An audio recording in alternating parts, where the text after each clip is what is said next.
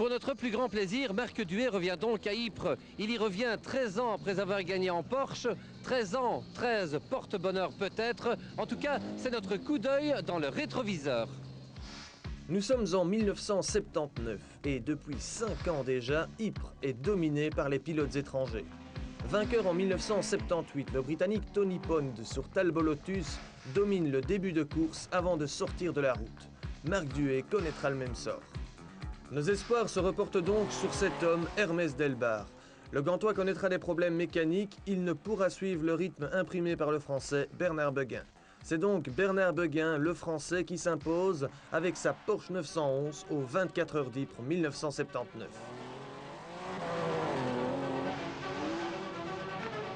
Les Belges sont encore une fois battus, mais un certain Patrick Sneyers s'y révèle. Sneyers conduit pour la première fois de sa carrière une escorte groupe 4. Il termine 4e.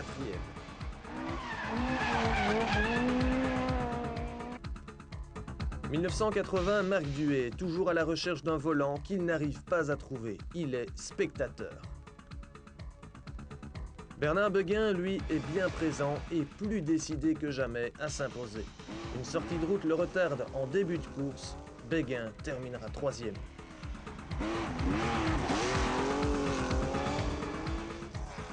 La bonne surprise vient du jeune pilote belge Robert Drockmans. Le Limbourgeois boucle son budget pour Ypres in extremis et devient la révélation du rallye en terminant 2e. N'empêche, les 24 heures d'Ypres restent dans le giron d'un pilote étranger. C'est le Britannique Tony Pond sur Triumph TR7 V8 qui s'y impose pour la 2e fois de sa carrière.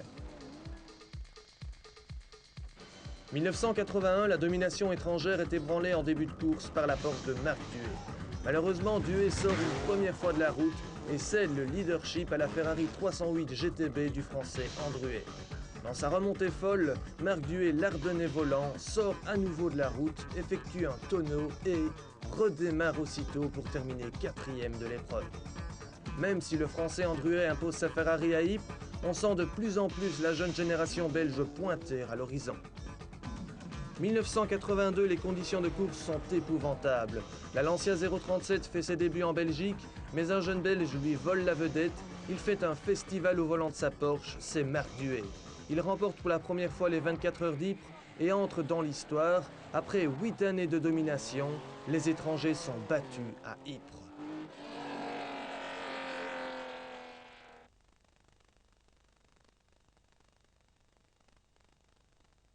Quelle belle